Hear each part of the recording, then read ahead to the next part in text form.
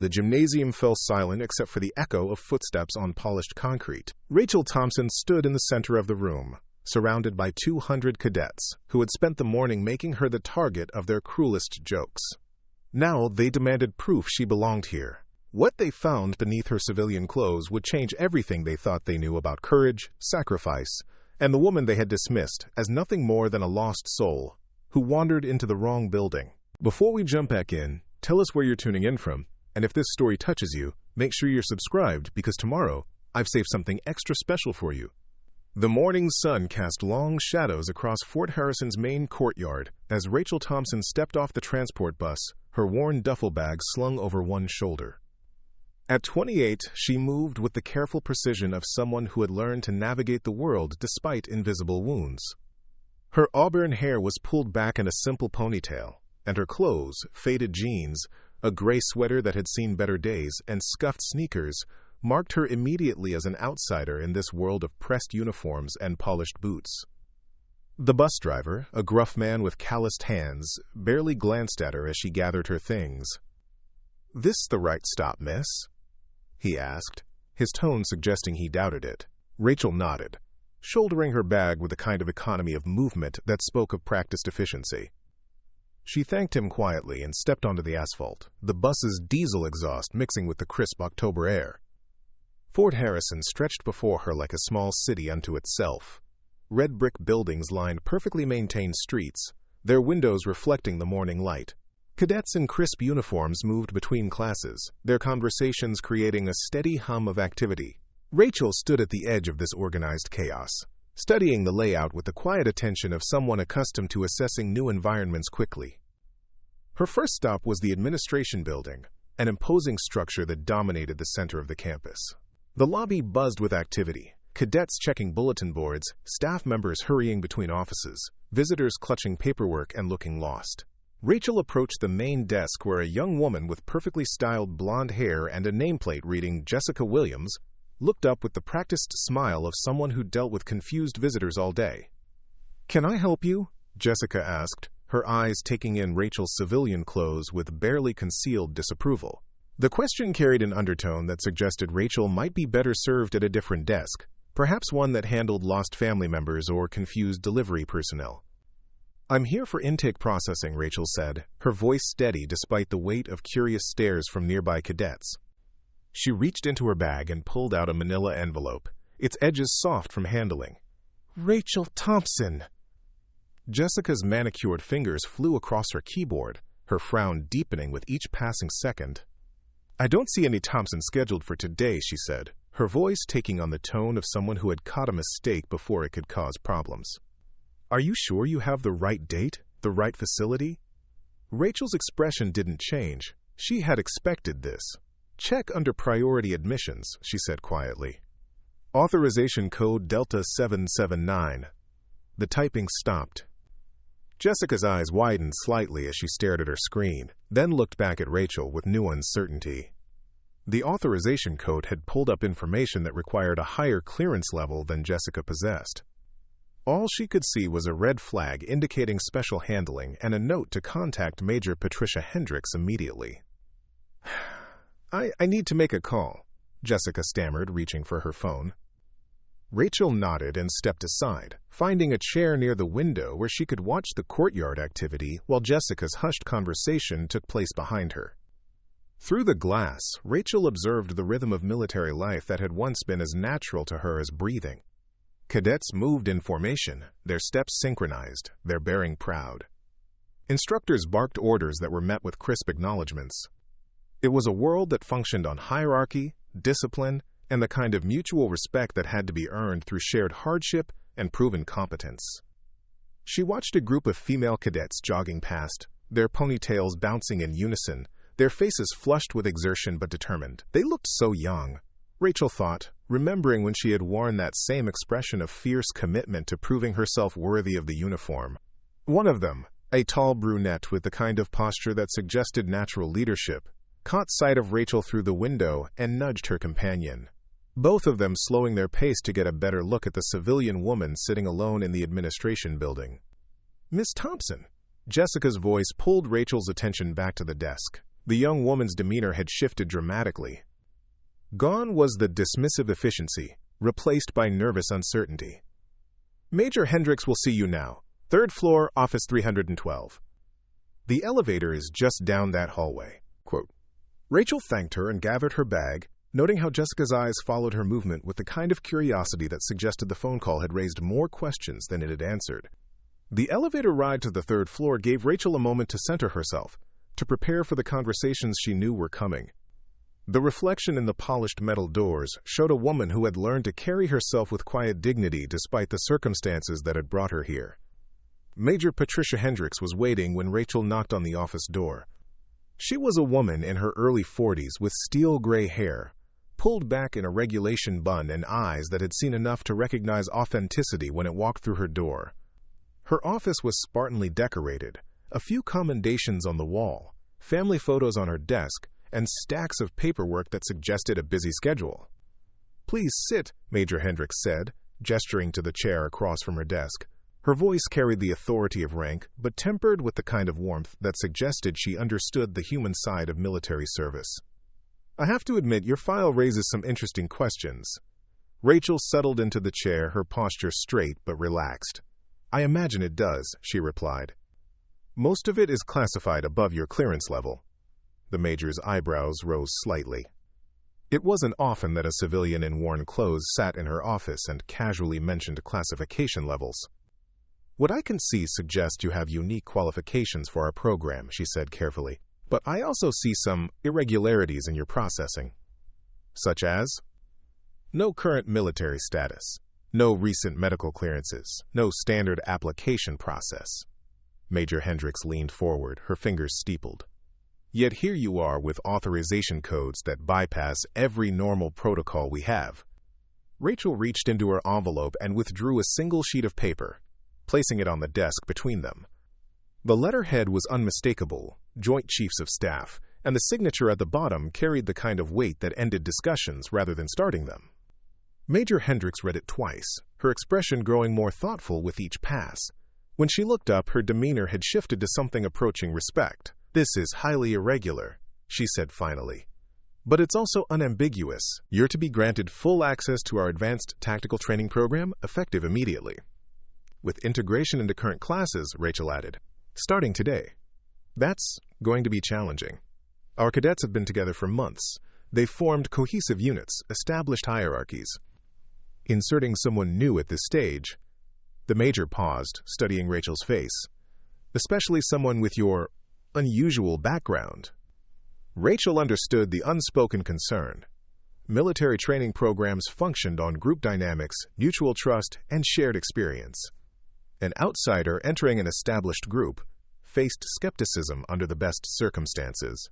An outsider who arrived through irregular channels, carrying mysterious credentials and bypassing normal procedures, would face considerably more.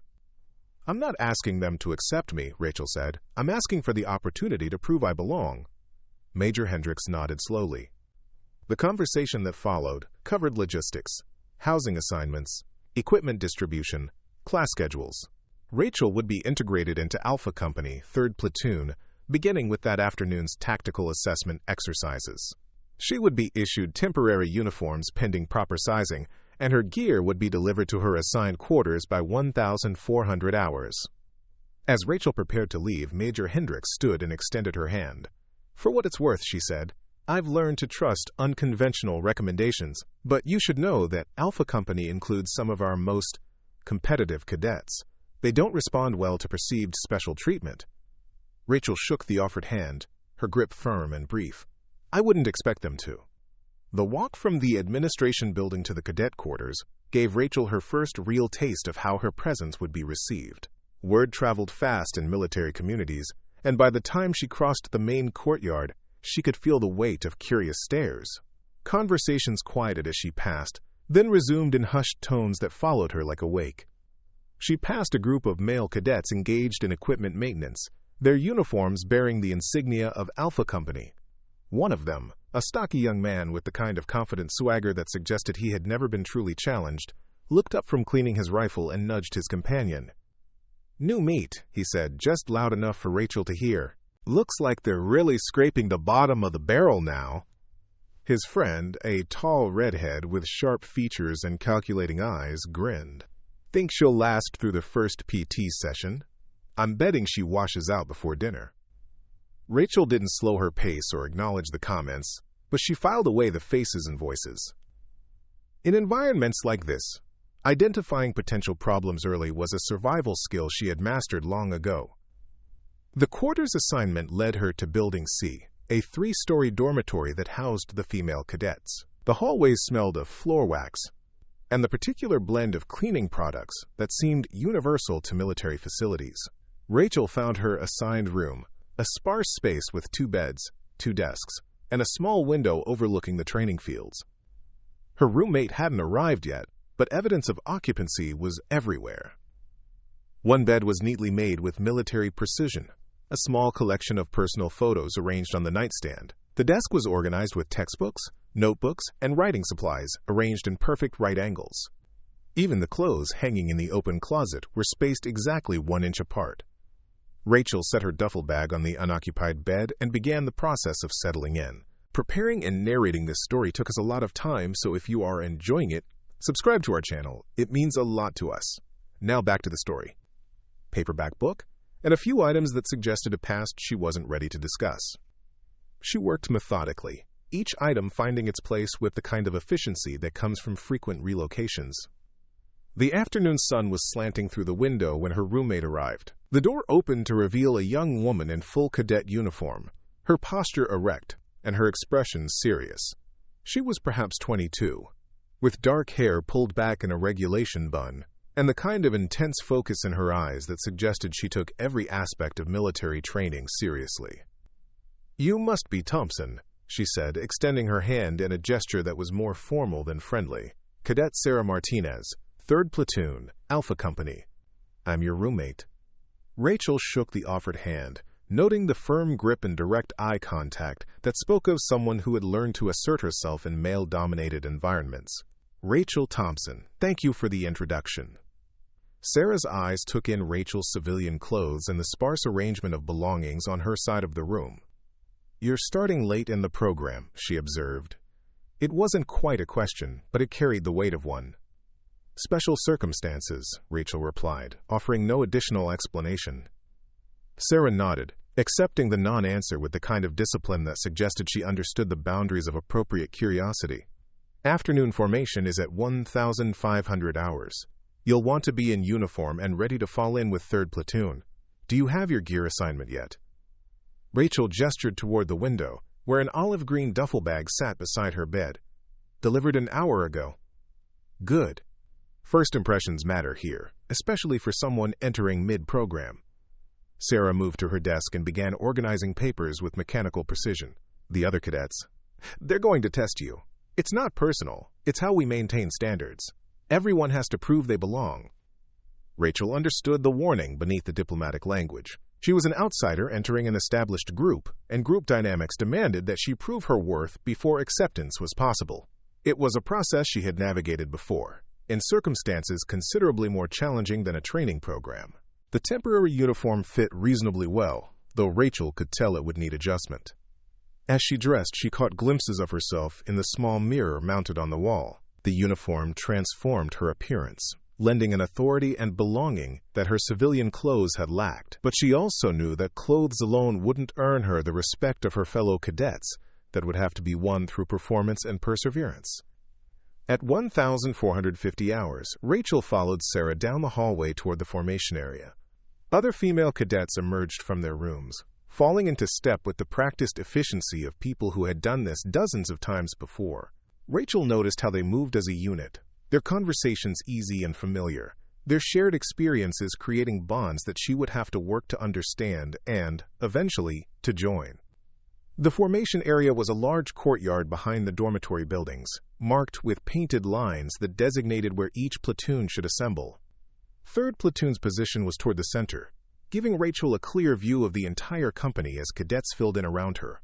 She estimated roughly 60 people total, split evenly between male and female cadets, all wearing identical expressions of focused attention. As the designated time approached, conversations faded and postures straightened. Rachel found herself in the back row of 3rd Platoon's formation, conscious of being both new and different among a group that had learned to function as a cohesive unit.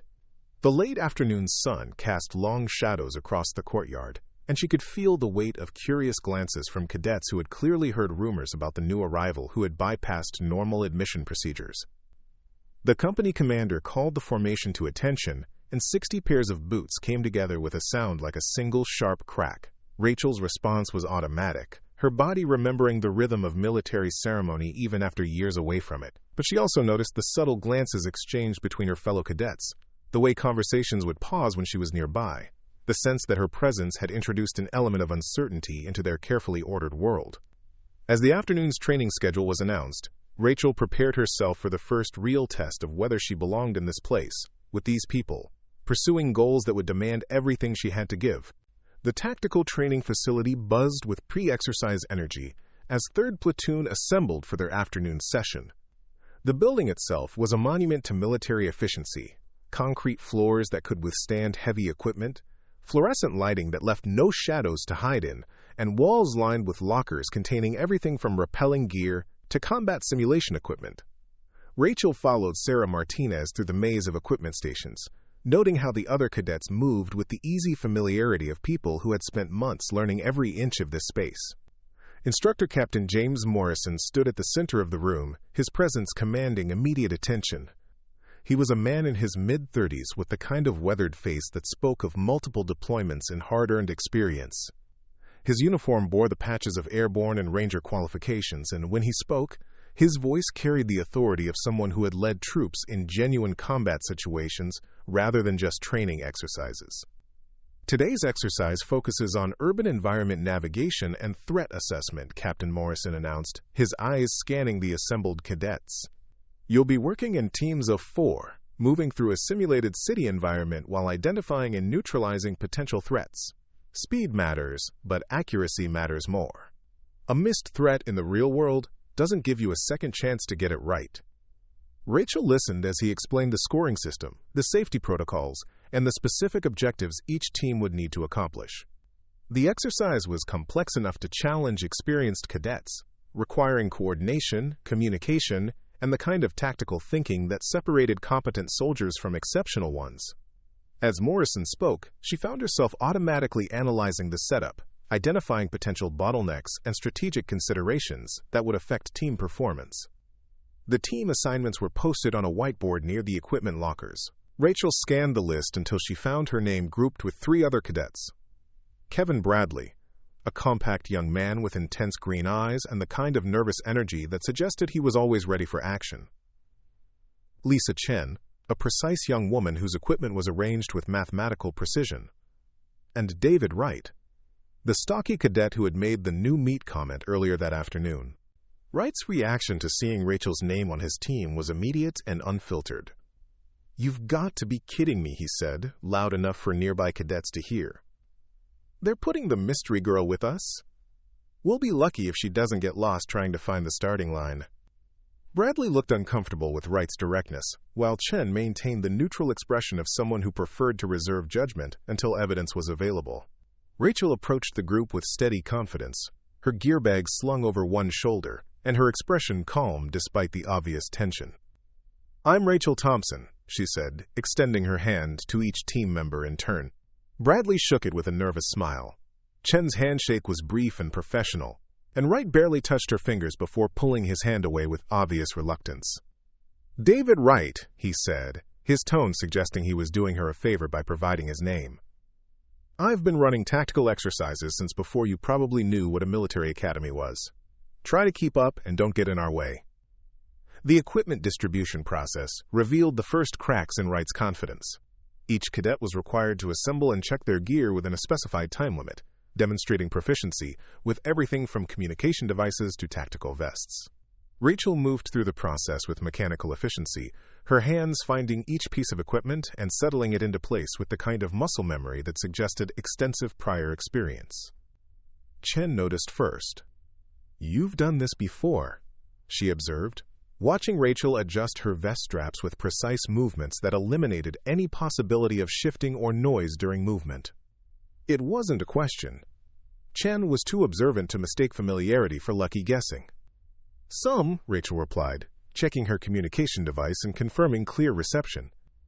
She didn't elaborate, but her handling of the equipment spoke volumes to anyone who knew what to look for.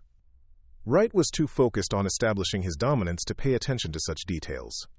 "Listen up, rookie," he said, positioning himself directly in front of Rachel in a way that was clearly meant to be intimidating.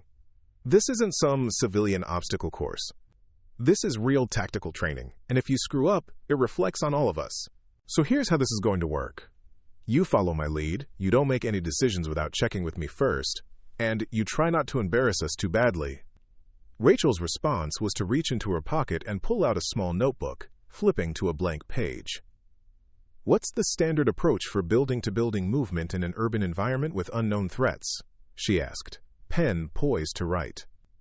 Wright blinked, clearly expecting either submission or argument rather than a technical question. "What do you mean?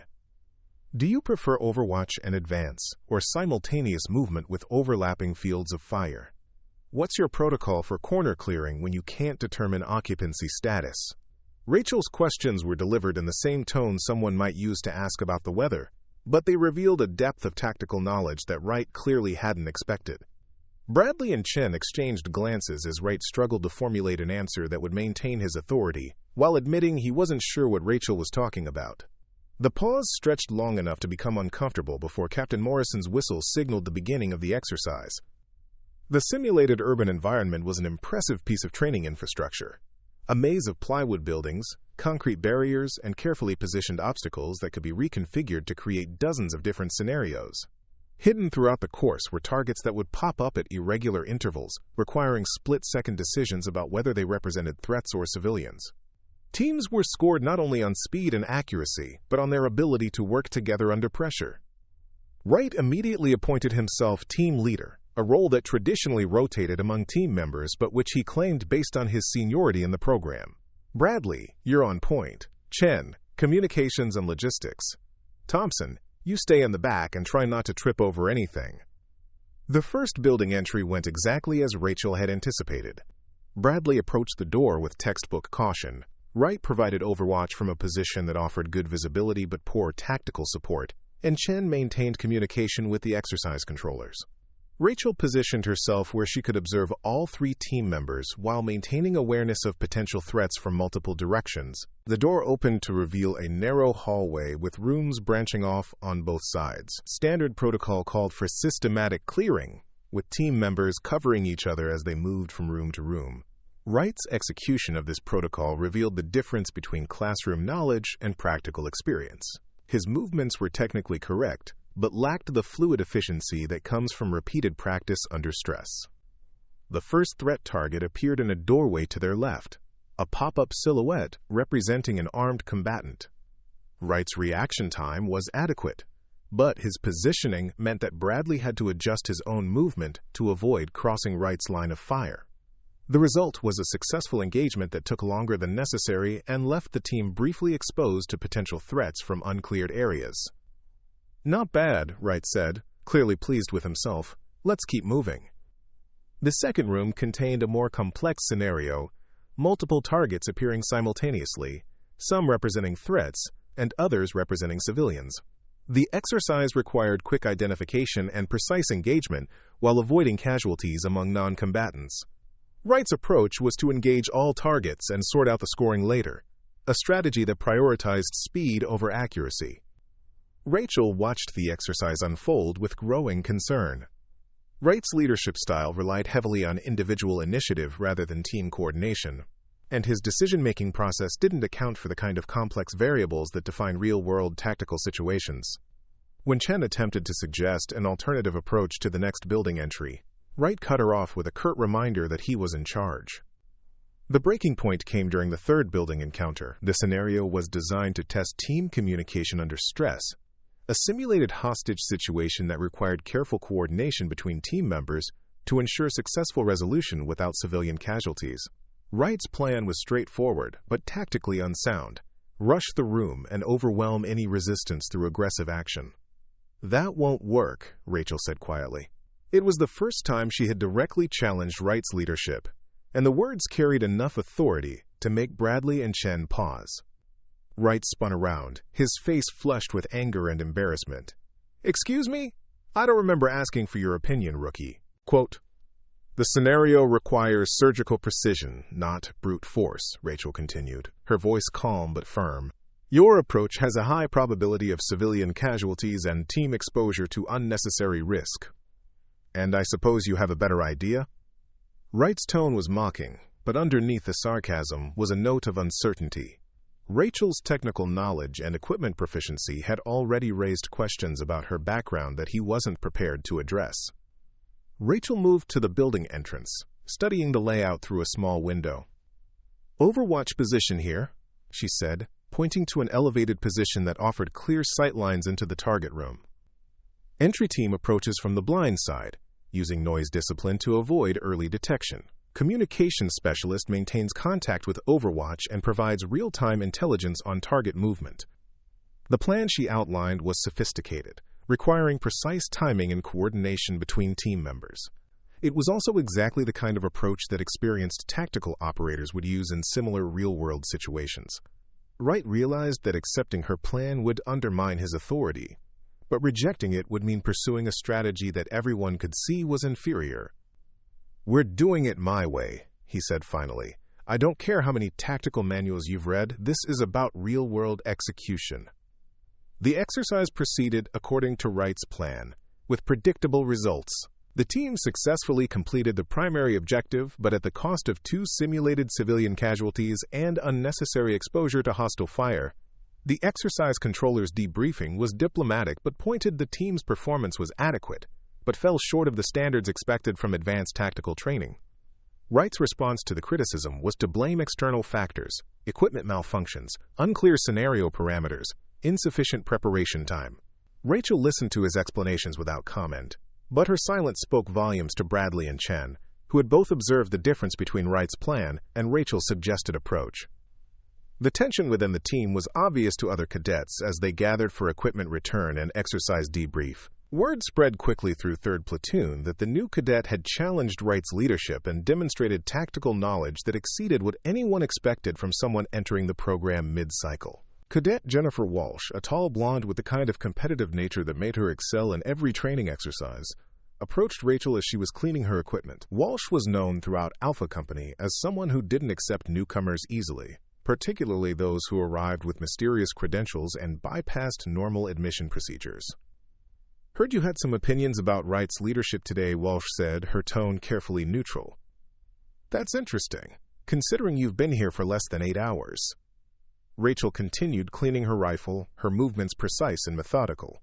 "I had observations about tactical approaches," she replied. "Whether those constitute opinions is a matter of interpretation." Walsh's eyes narrowed.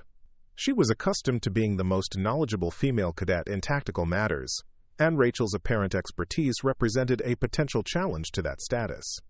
"Experience has a way of teaching humility," she said. "Real experience, not whatever civilian training you might have picked up somewhere."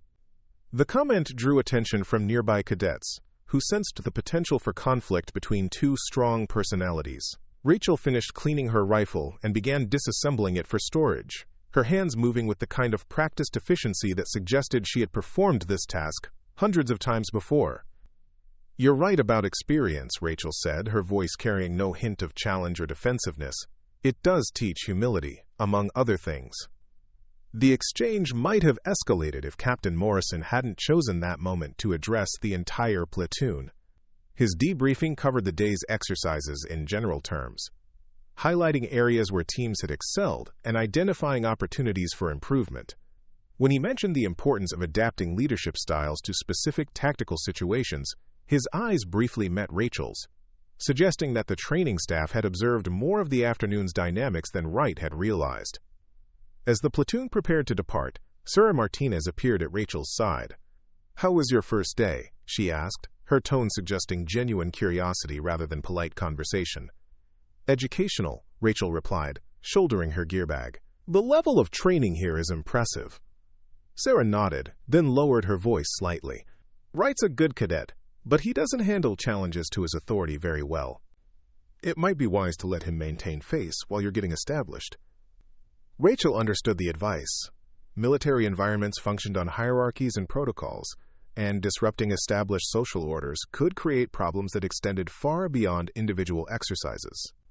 But she also understood that respect, once lost, was difficult to regain, and Wright's leadership during the afternoon had revealed deficiencies that could become dangerous in real-world applications. The walk back to the dormitory provided Rachel with her first opportunity to observe how 3rd Platoon functioned as a social unit outside of formal training. Conversations flowed easily among cadets who had shared months of challenging experiences, creating bonds that extended beyond simple professional relationships. She noticed how certain individuals naturally assumed leadership roles in casual settings, how others provided technical expertise or emotional support, and how the group dynamics shifted depending on the specific situation or challenge they faced. What she also noticed was how her presence had altered those dynamics. Conversations became more guarded when she approached. Topics shifted to safer subjects, and the easy camaraderie that characterized the group was replaced by the careful politeness reserved for outsiders. It was a natural response to someone whose background and qualifications remained mysterious, but it also meant that earning acceptance would require more than just competent performance in training exercises. That evening, as Rachel organized her equipment and prepared for the next day's training, she reflected on the challenges that lay ahead. Wright's hostility was manageable. She had dealt with similar personalities in more dangerous circumstances. Walsh's competitive nature was actually encouraging, suggesting that Alpha Company maintained high standards and expected excellence from all its members. What concerned her more was the broader question of integration. Military units functioned best when all members trusted each other completely, and trust required transparency about backgrounds, capabilities, and motivations. Rachel's situation made such transparency impossible, at least for now, creating a fundamental tension between her need to prove herself and her inability to fully explain why she was qualified to do so. As she settled into her narrow bed, listening to the quiet sounds of cadets preparing for sleep throughout the dormitory, Rachel knew that tomorrow would bring new challenges and new opportunities to demonstrate her worth. The Bronze Star tattoo hidden beneath her civilian clothes was a reminder of experiences and qualifications that she couldn't yet reveal, but which would ultimately determine whether she truly belonged in this place, with these people, pursuing goals that demanded nothing less than absolute commitment to excellence. The pre-dawn darkness of Fort Harrison carried the crisp bite of October air as 3rd Platoon assembled for their weekly endurance assessment. At 0500 hours, the training grounds were illuminated only by strategically placed floodlights that cast harsh shadows across the obstacle course. Rachel emerged from the dormitory alongside her fellow cadets, her breath visible in small puffs as she adjusted her physical training uniform and checked her gear one final time.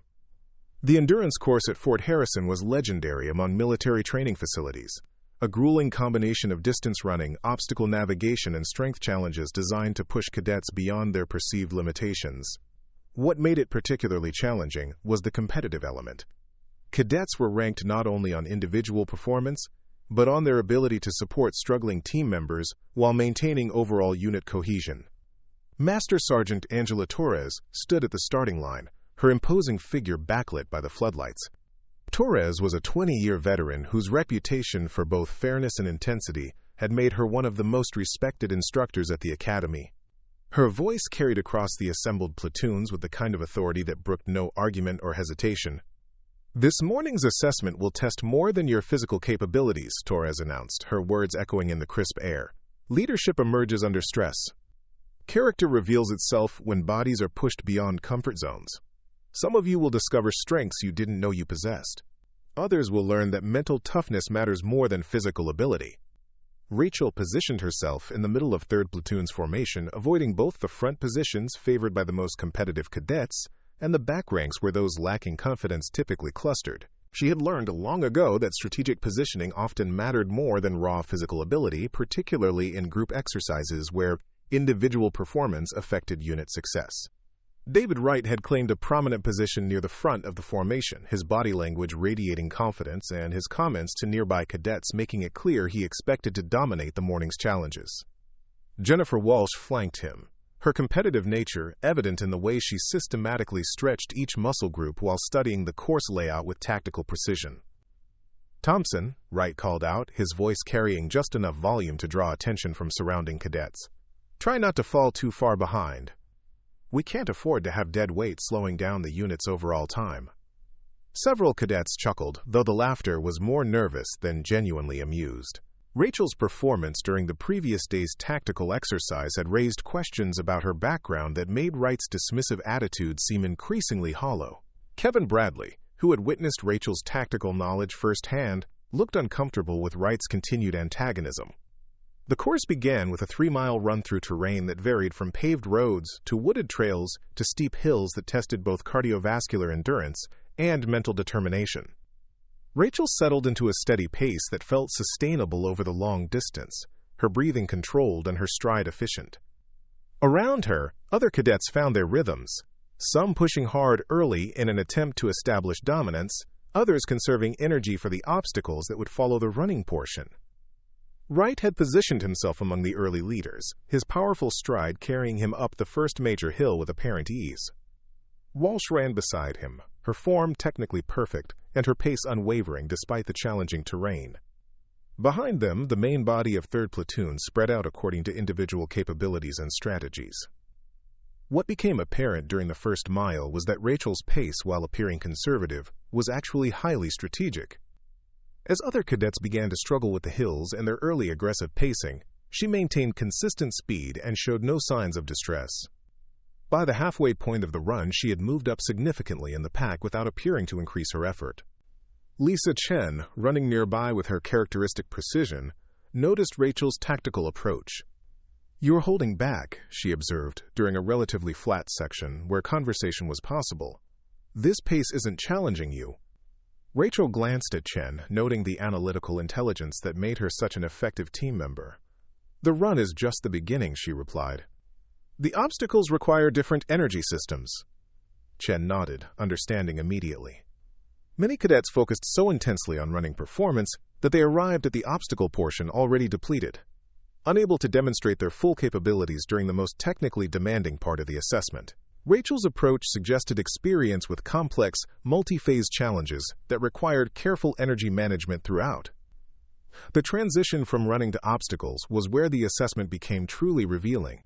The obstacle course included traditional military challenges, rope climbs, wall traversals, crawling sections, but also incorporated team-based elements that required coordination and mutual support. Individual excellence meant nothing if the unit failed to function as a cohesive whole. Wright arrived at the first obstacle cluster still among the leaders, his chest heaving, but his determination intact. The initial challenge was a rope climb, followed immediately by a wall traverse that required upper body strength and technical climbing skills.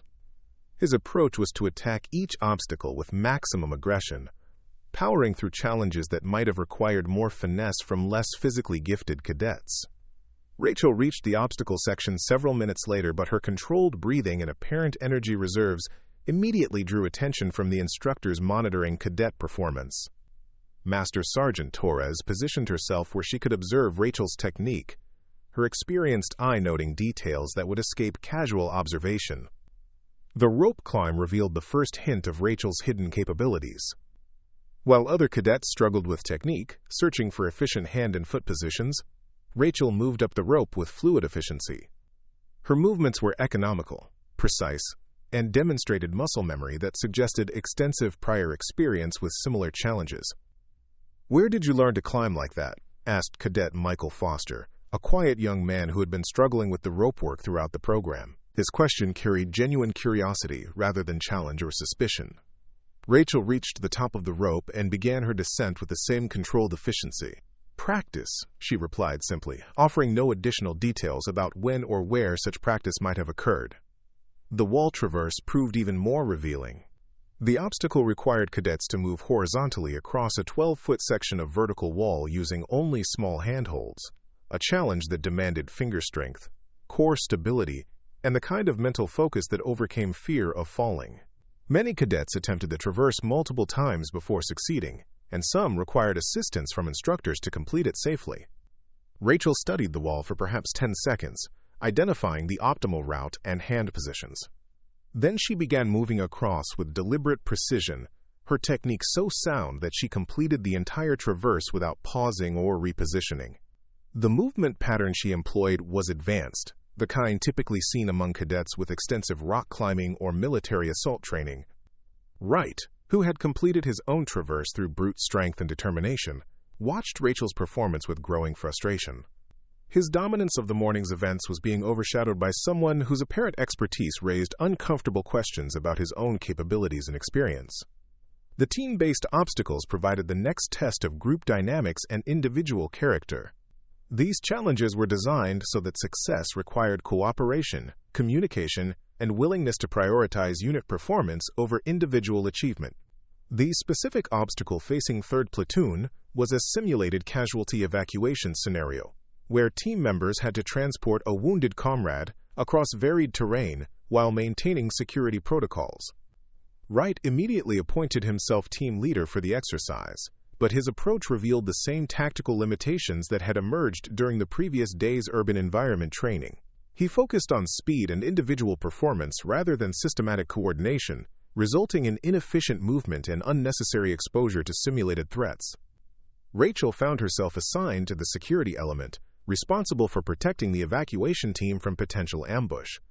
Her positioning and movement patterns demonstrated an understanding of tactical principles that went far beyond classroom instruction. She maintained awareness of multiple threat vectors simultaneously while supporting the team's movement without interfering with their primary mission. When Wright's aggressive approach led the team into a tactically disadvantageous position, Rachel quietly repositioned herself to provide better overwatch coverage. Her movement was subtle enough to avoid challenging Wright's authority directly, but effective enough that the observing instructors noted her tactical awareness and initiative. The crisis point came when Cadet Foster, serving as the simulated casualty, genuinely injured his ankle during the evacuation. The scenario immediately shifted from training exercise to real-world medical emergency, requiring quick assessment and appropriate response to prevent further injury. Wright's reaction was to push harder, insisting that the exercise continue and that Foster could manage his injury without compromising the team's performance. His decision revealed a dangerous prioritization of training scores over personnel welfare, exactly the kind of leadership failure that could have severe consequences in real-world military operations. Rachel's response was immediate and decisive. She moved to Foster's position, conducted a rapid assessment of his injury, and made the tactical decision to modify the evacuation approach to accommodate his actual medical needs. Her assessment was thorough, professional, and demonstrated medical training that exceeded the basic first aid instruction provided to all cadets. "We need to stabilize the ankle before continuing," she told Wright, her voice carrying quiet authority. "The current evacuation method risks turning a minor injury into something that requires extended medical treatment." Wright's face flushed with anger and embarrassment. Rachel's intervention undermined his leadership while demonstrating competence that he couldn't match. "I'm in charge of this exercise," he snapped. "We follow my plan." "Your plan risks permanent injury to a team member," Rachel replied, her tone remaining calm despite the obvious tension. "That's not acceptable under any training protocol." The standoff attracted attention from Master Sergeant Torres, who approached the team with the swift efficiency of someone accustomed to managing crisis situations. Her assessment of the circumstances was rapid and professional, focusing first on Foster's medical needs and then on the leadership dynamics that had created the conflict.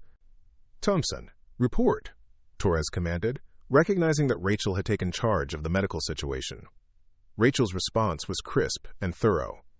She described Foster's injury, the assessment procedures she had employed, and her recommendations for safe evacuation that would prevent further damage. Her medical terminology and systematic approach impressed Torres, who had extensive experience evaluating cadet capabilities under stress. Wright attempted to reassert his authority by challenging Rachel's assessment and insisting that his original plan remained viable. His arguments revealed both his lack of medical knowledge and his unwillingness to prioritize personnel welfare over training performance, exactly the kind of attitude that disqualified potential leaders from positions of responsibility. Torres's resolution was swift and decisive. Foster was evacuated according to Rachel's recommendations, the exercise was terminated to prevent further risk, and Wright was removed from his leadership position pending review of his decision-making process. The message was clear to all observing cadets. Competence and sound judgment trumped seniority and aggressive attitude. The aftermath of the morning's events rippled through 3rd Platoon for the remainder of the day. Wright's removal from leadership created a power vacuum that other cadets moved quickly to fill, with Jennifer Walsh emerging as a primary contender for increased influence within the unit. Her competitive nature and technical competence made her a natural leader, but her relationship with Rachel remained complicated by questions about backgrounds and qualifications. During the afternoon equipment maintenance period, Walsh approached Rachel with the kind of directness that had made her successful in competitive military environments. "Your medical training," she said without preamble. "Where did you acquire those skills?" Rachel continued cleaning her gear with methodical precision. "Various sources," she replied. "Medical training is valuable in many situations." Walsh's eyes narrowed slightly. She was accustomed to direct answers and clear explanations, and Rachel's consistent evasiveness suggested secrets that Walsh found both intriguing and potentially threatening. "Advanced trauma assessment isn't taught in civilian first aid courses," she pressed. "Your technique was professional level." Quote. The conversation was interrupted by the arrival of Captain Morrison, who had come to address the platoon regarding the morning's events and their implications for future training. His briefing focused on leadership under stress, medical priorities in tactical environments, and the importance of sound decision-making when personnel welfare was at stake. What he didn't say, but what every cadet understood, was that Rachel's performance had exceeded expectations across multiple domains: physical capability, tactical awareness, medical competence, and leadership judgment. The mystery surrounding her background was becoming secondary to the demonstrated reality of her qualifications and capabilities. As evening formation approached, Rachel found herself in an increasingly complex social position within 3rd Platoon. Wright's hostility had been joined by Walsh's competitive suspicion, creating a dynamic that challenged her integration into the unit.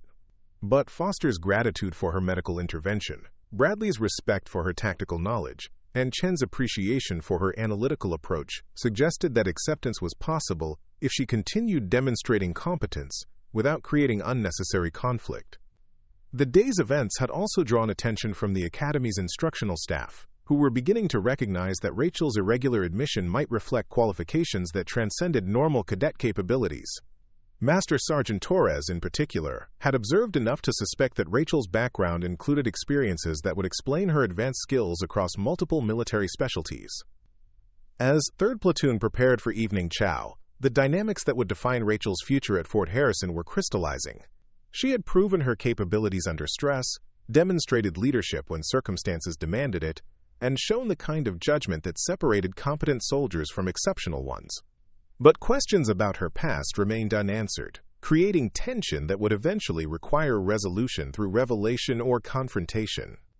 The Bronze Star tattoo hidden beneath her uniform represented experiences and qualifications that would ultimately validate her presence at the Academy, but for now it remained her secret, waiting for the moment when circumstances would force complete honesty about who she really was and what she had accomplished in service to her country. The Academy's communications center hummed with electronic activity as 3rd Platoon filed in for their weekly intelligence analysis exercise. Banks of computer monitors displayed encrypted data feeds, satellite imagery, and tactical communications that required interpretation and synthesis into actionable intelligence. The exercise was designed to test analytical thinking under time pressure, a skill set crucial for modern military operations where information superiority often determined mission success. Rachel took her assigned workstation between Cadet Tommy Rodriguez, a quiet young man with exceptional computer skills, and Cadet Amanda Pierce, whose sharp intellect had made her one of the top academic performers in Alpha Company. The workstation displays showed a complex scenario involving terrorist activity in a fictional Middle Eastern city, complete with intercepted communications, surveillance footage, and fragmentary intelligence reports that needed careful analysis. Lieutenant Colonel Patricia Kellerman entered the room with the bearing of someone accustomed to handling classified information at the highest levels. Her background included multiple intelligence deployments, and her reputation for identifying analytical talent was well established throughout the Academy. She surveyed the assembled cadets with the calculating gaze of someone who understood that intelligence work required specific cognitive abilities that couldn't be taught through conventional training methods. Today's scenario involves a developing terrorist threat in an urban environment, Colonel Kellerman announced. her voice carrying the crisp authority of someone who had briefed senior military leaders. "You have intercepted communications in multiple languages, surveillance data from various sources, and fragmentary reports from human intelligence assets. Your mission is to synthesize this information into a comprehensive threat assessment with specific recommendations for military response." The exercise parameters were challenging. Teams of 4 cadets working with time constraints that simulated real-world pressure, access to analysis tools that mirrored professional intelligence systems, and evaluation criteria that emphasized both accuracy and speed. Rachel found herself grouped with Rodriguez, Pierce, and, surprisingly, Jennifer Walsh, who had requested the assignment after observing Rachel's performance during previous exercises. Walsh's motivation for joining Rachel's team was transparently competitive. She had established herself as 3rd Platoon's premier analytical mind, and Rachel's mysterious background combined with her demonstrated capabilities represented a direct challenge to that status. The intelligence exercise would provide Walsh with an opportunity to measure Rachel's abilities in an academic environment where prior military experience might be less relevant. The initial data presentation revealed the complexity of modern intelligence analysis. Communications intercepts in Arabic, Farsi, and Pashto required translation and cultural context interpretation. Satellite imagery demanded understanding of urban geography, movement patterns, and the significance of seemingly mundane activities. Human intelligence reports contained coded references that needed decryption and cross-referencing with known terrorist methodologies. Rachel's approach to the material immediately distinguished her from her teammates.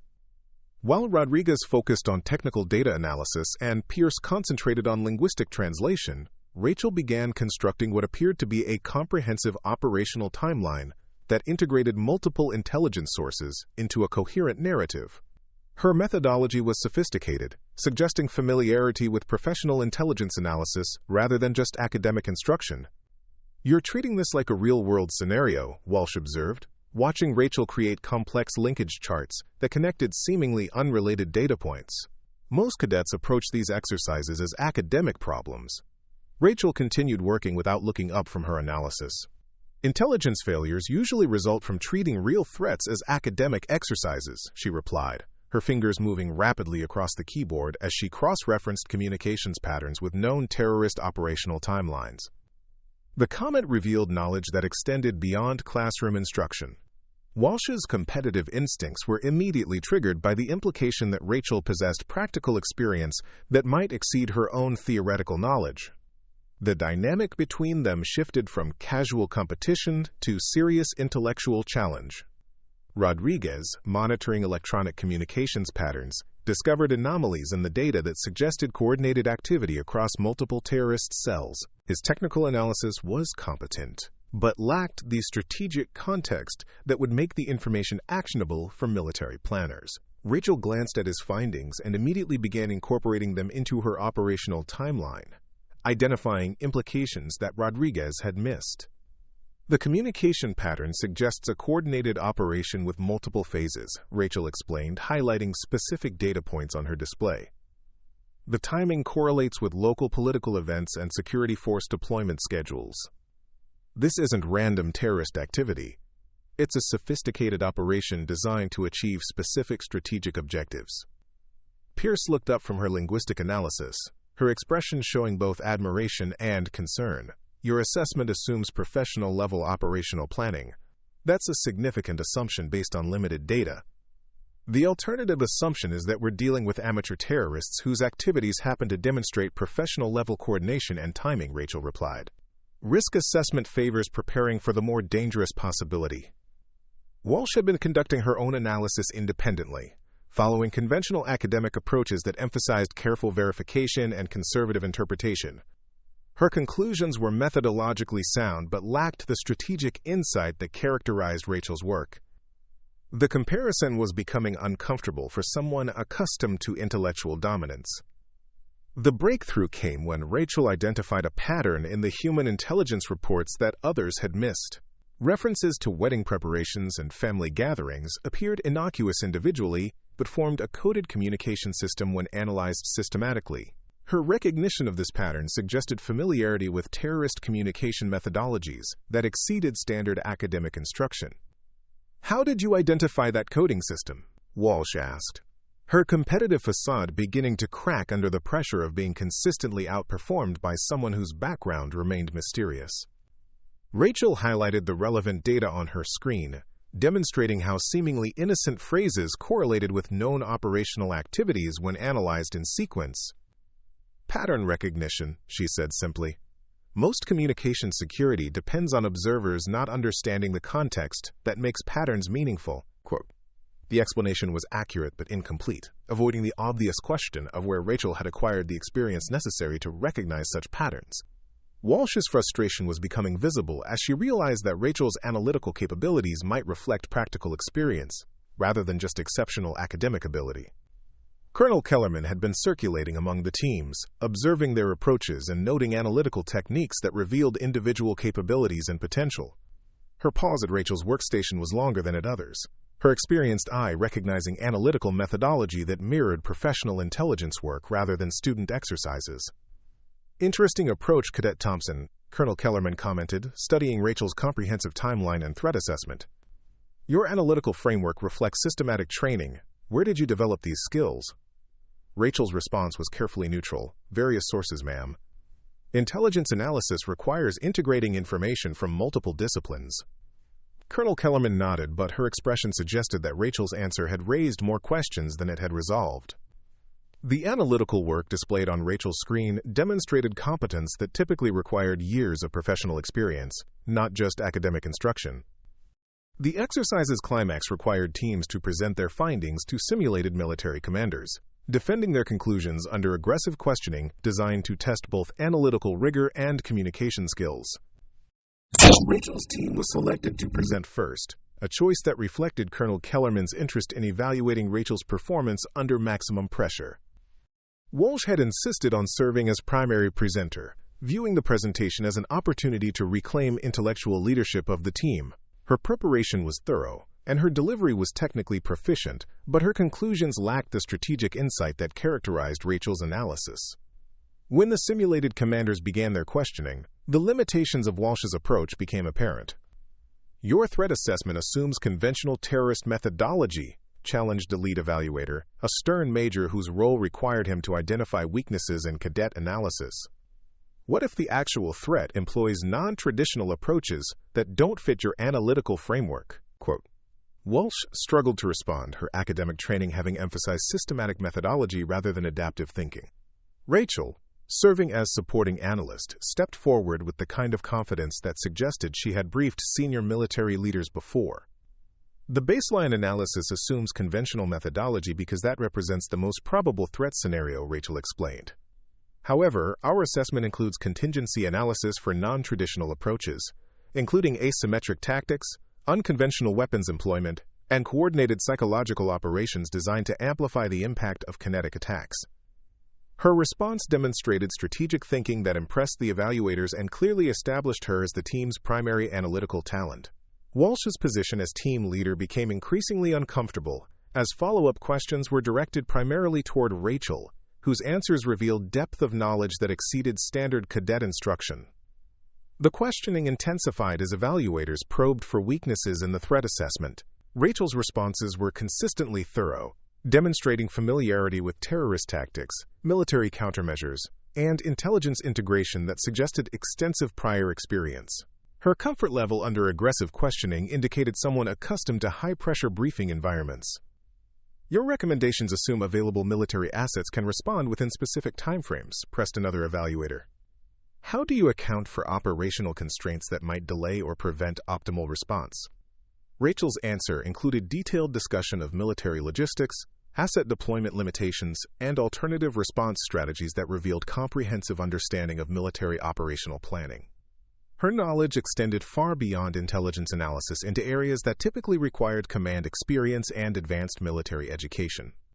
Walsh watched the exchange with growing realization that Rachel's capabilities transcended anything she could match through academic achievement alone. The competitive dynamic between them was shifting from intellectual rivalry to recognition that Rachel possessed qualifications that might be fundamentally different from those of other cadets. The presentation concluded with commendations from the evaluators for analytical excellence and strategic thinking. Colonel Kellerman's debriefing focused primarily on Rachel's work, though she diplomatically acknowledged the contributions of other team members. The message was clear to everyone present. Rachel's performance had exceeded standard cadet capabilities by a significant margin.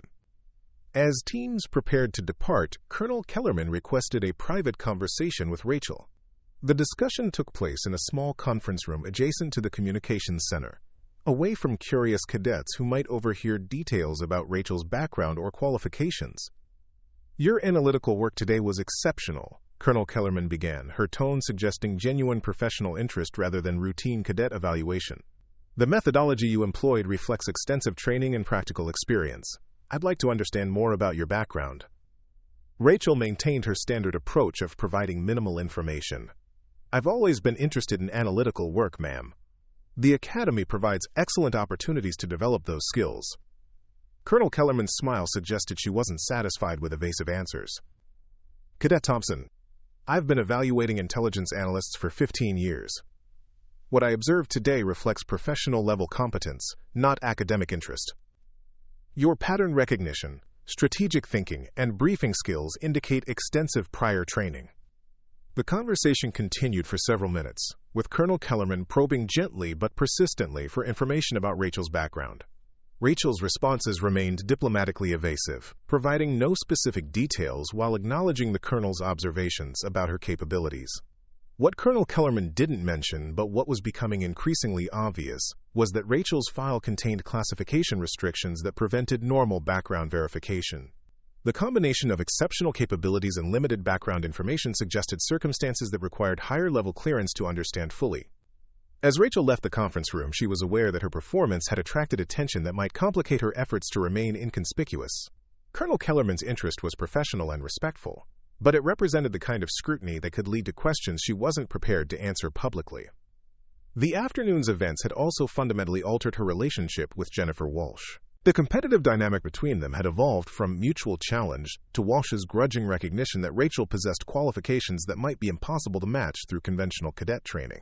The realization was both humbling and intriguing for someone accustomed to intellectual dominance. As 3rd Platoon gathered for evening formation, the dynamics within the unit continued evolving in response to Rachel's demonstrated capabilities.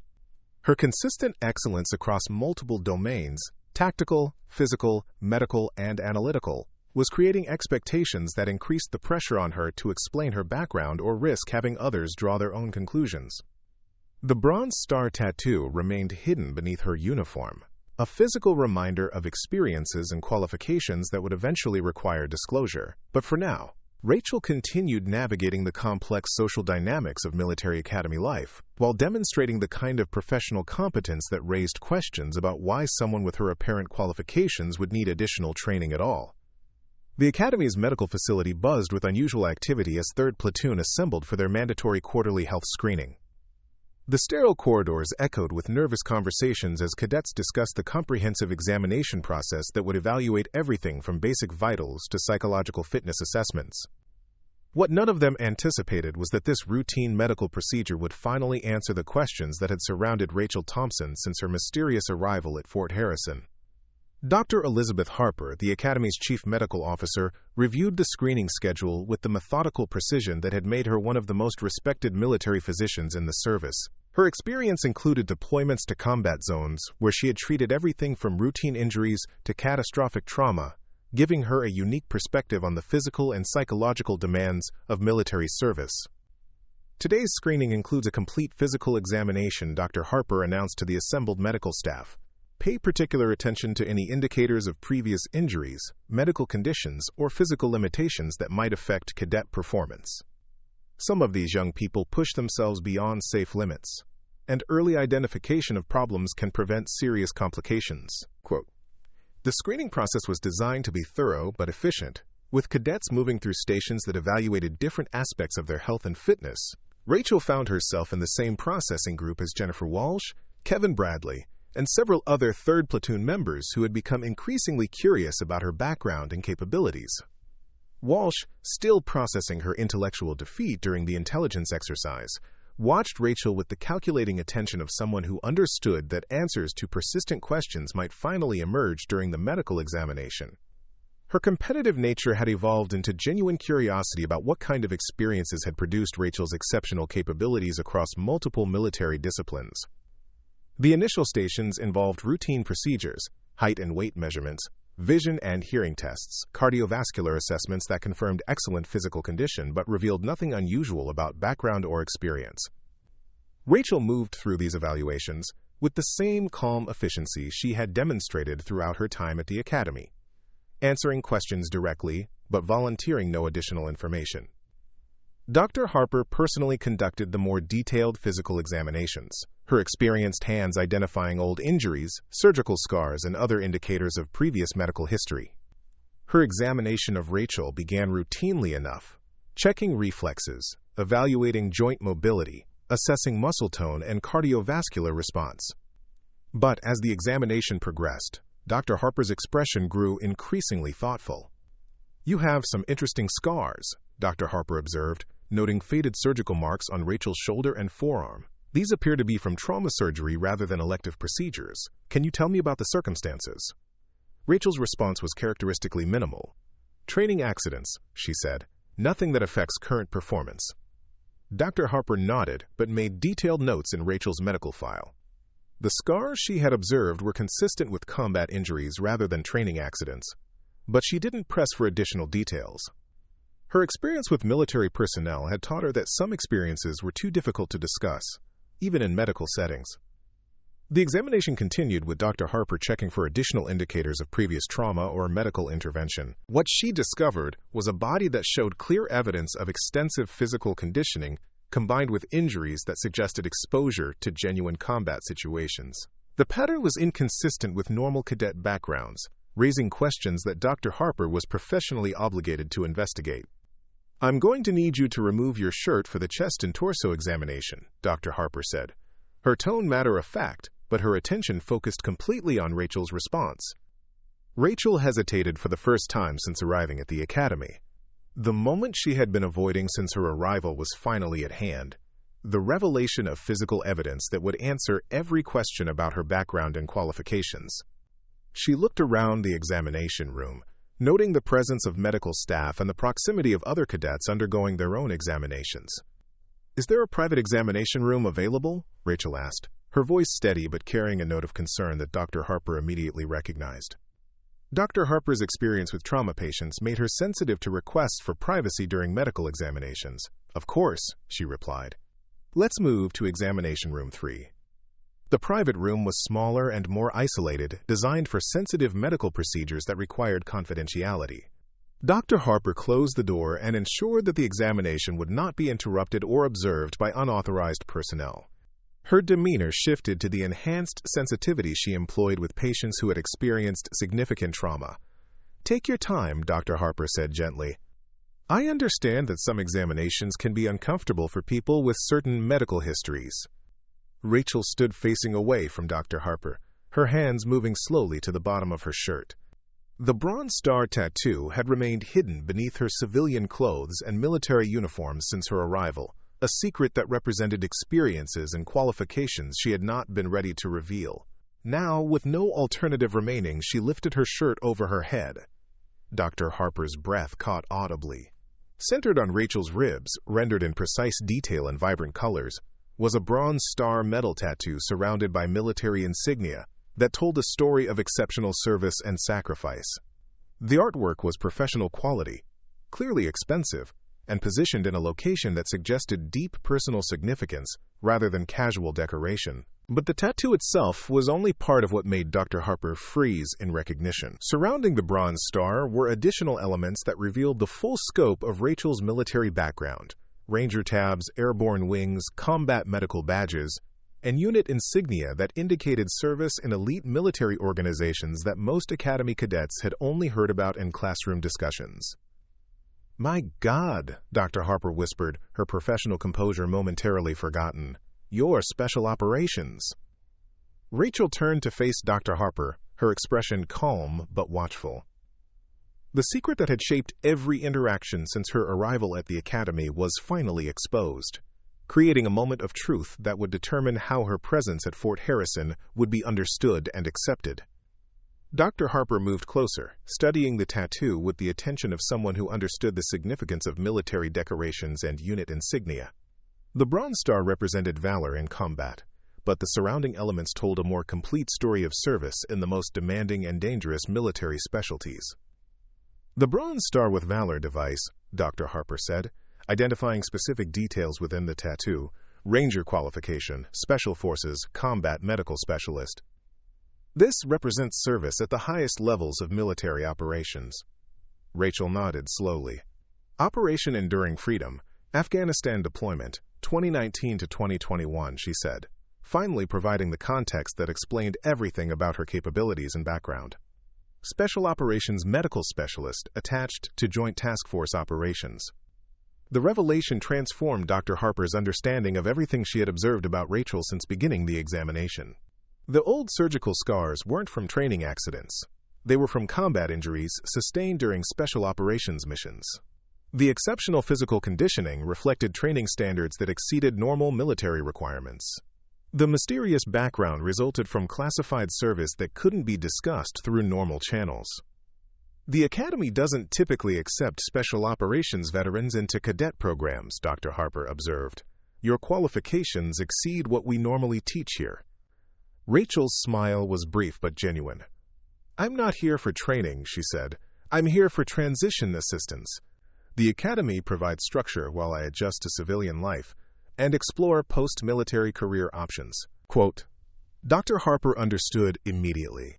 Many special operations veterans struggled with the transition from high-intensity military service to civilian careers, finding that their specialized skills didn't translate easily to non-military environments. Programs like the one at Fort Harrison provided structured support while veterans explored options for applying their unique qualifications in civilian contexts. The examination continued, with Dr. Harper documenting Rachel's medical history with the enhanced understanding that came from knowing her true background. The old injuries were consistent with combat service, the physical conditioning reflected elite military training, and the psychological resilience she had demonstrated throughout her time at the Academy made sense in the context of special operations experience. Your fellow cadets don't know about your background, Dr. Harper observed. It was a statement rather than a question. Classification restrictions, Rachel replied, and personal choice. Special operations service can create barriers to normal social integration. I wanted to be evaluated based on current performance rather than past accomplishments. Dr. Harper nodded, understanding both the security considerations and the personal motivations that had led Rachel to conceal her background. Many veterans found that their service history created expectations or assumptions that interfered with their ability to form normal relationships in civilian or academic environments. As the examination concluded, Dr. Harper faced a professional dilemma. Rachel's medical records would need to reflect her true military history for accuracy and safety reasons, but the information was sensitive enough to require careful handling. The Academy's administrative staff would need to understand Rachel's background to provide appropriate support, but broader disclosure might compromise her privacy and social integration goals. I'll need to brief Major Hendricks and Colonel Kellerman about your background, Dr. Harper said. They have the clearance and need to know for this information, but I'll recommend that your service history remain classified at the appropriate level. Rachel appreciated the professional discretion. Thank you. I know this complicates my situation here. Meanwhile, outside the medical facility, rumors were beginning to spread among 3rd Platoon about Rachel's extended private examination. Jennifer Walsh, whose curiosity about Rachel's background had been building for weeks, noticed the unusual duration and privacy of the medical consultation. Her analytical mind immediately began constructing theories about what kind of medical history might require such careful handling. Kevin Bradley, who had witnessed Rachel's tactical expertise firsthand, found himself wondering whether the medical examination might finally provide answers to questions that had persisted since Rachel's arrival. His respect for her capabilities had grown steadily, but the mystery surrounding her background remained frustrating for someone who valued transparency and clear communication. When Rachel finally emerged from the medical facility, her demeanor was noticeably different. The careful control she had maintained since arriving at Fort Harrison had been replaced by something approaching relief. The burden of concealing her true background had been partially lifted, even if only a few people now understood the complete truth about her qualifications and experience. Dr. Harper's subsequent conversations with Academy leadership were conducted through secure channels with appropriate classification protocols. Major Hendricks and Colonel Kellerman learned that their mysterious cadet was actually a decorated Special Operations veteran whose service record included classified missions that explained her exceptional capabilities across multiple military disciplines.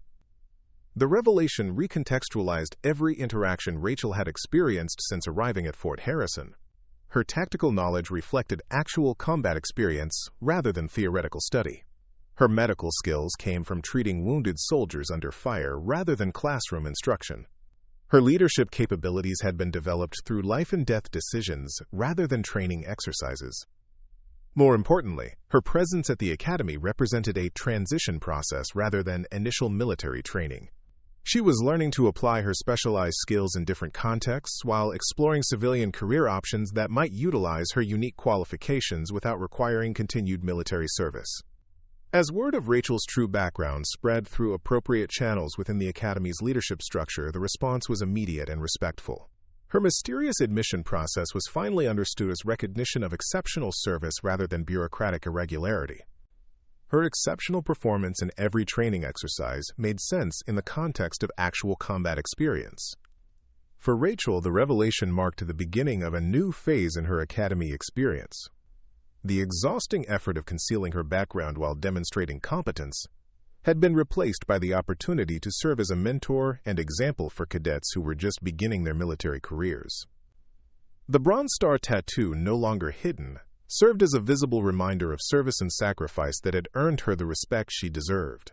3rd Platoon's response to learning about her background was immediate and overwhelming. The mysterious cadet who had challenged their assumptions and exceeded their capabilities was revealed as exactly the kind of person they hoped to become through their own military service.